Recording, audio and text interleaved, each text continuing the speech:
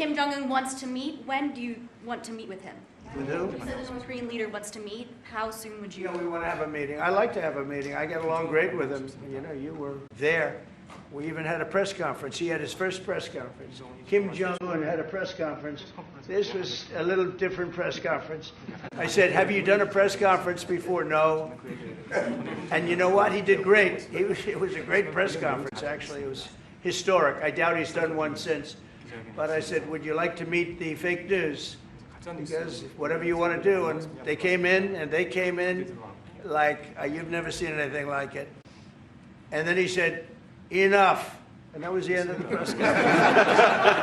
That was the end. It ended very rapidly. But I think he had a good time. I look forward to meeting with Kim Jong-un in the appropriate future.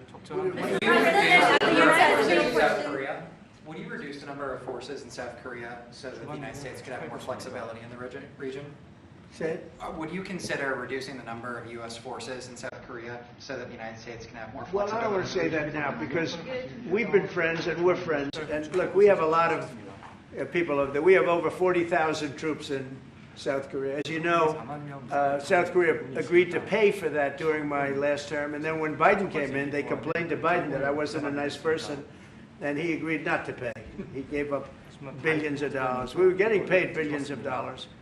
But then Biden ended that for whatever reason. It's unbelievable that he did. But we have a very good relationship militarily. They would say, but we gave you land. I said, no, you didn't. You lease us land. There's a big difference between giving and leasing. And maybe one of the things I'd like to do is ask them to give us ownership of the land where we have the big fort. You know, we spent a lot of money building a fort. And there was a contribution made by South Korea. but I would like to see if we could get rid of the lease and get ownership of the land where we have a massive military base. Okay? Would you go? Thank you, Mr. President. How are you planning to make? I also want to ask this question to Mr. President. Who are you with? I'm Jong I'm from South Korea's Arirang TV. Good. Thank you so much. Good. So as mentioned earlier, United States is South Korea's most important and closest allies. So in this point of view, I would like to ask you and also President Lee, what do you think are the key ways to make the South Korea-U.S. alliance greater? Well, I think it's great now. I feel very warmly toward South Korea. I will tell you that I have a lot of people in business that I deal with that are from South Korea. They love Trump because they feel I've saved. I think you would have had a nuclear war if I weren't. I think you would have had a nuclear war, North Korea and South Korea. I think it would have been a disaster. You're only 60 miles away from Seoul. They don't even need nuclear. They have their cannons, you know, howitzers, and they have them buried in the mountain. You know what I'm talking about. And I think you would have had, if I didn't win that election, if Hillary Clinton, crooked Hillary, won that election, I think you would have had a nuclear war. It would have taken place, and it would have been horrendous for everybody, including them.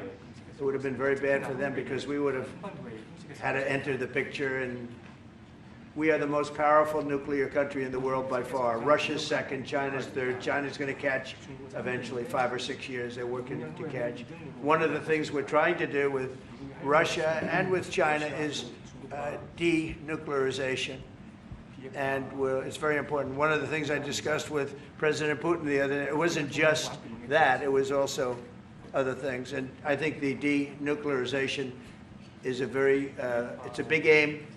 But Russia's willing to do it, and I think China's going to be willing to do it too. We can't let nuclear weapons proliferate. We have to stop nuclear weapons. The power is too great. Okay?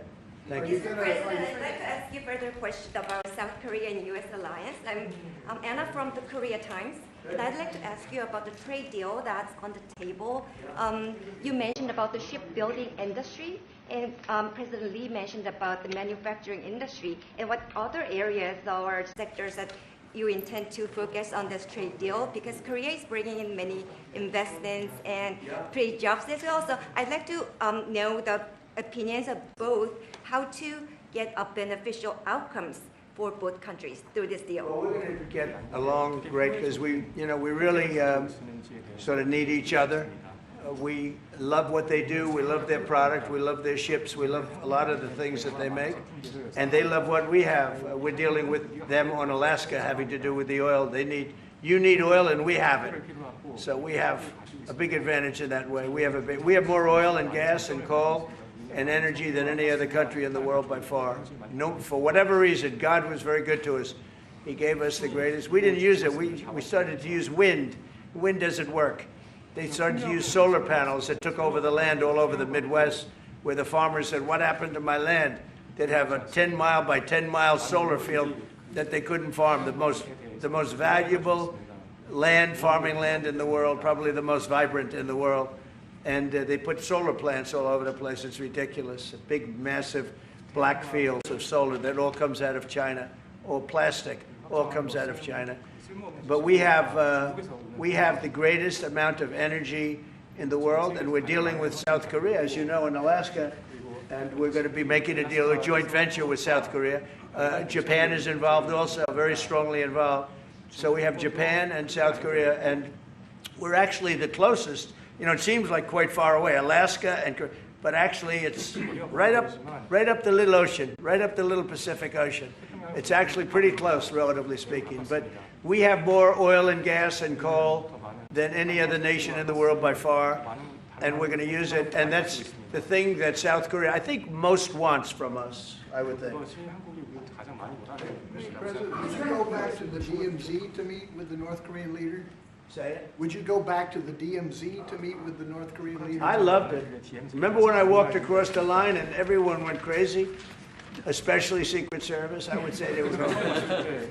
And I looked into those windows, you know, the windows, the glass, that you could only see if you looked direct, because there was all sorts of stuff. But I looked in and I saw more rifles pointing at me than you could. There were a lot of rifles in that building. The Secret Service was not happy. You know the buildings I'm talking about? The two blue buildings on each side. And I walked up the middle and I looked in the window and I saw more guns in that room than I've ever seen in my life. I looked at the other side and it was the same thing. And yet I felt safe. I felt safe because I have a great relationship with Kim Jong-un. I hope it stays that way. I think it will.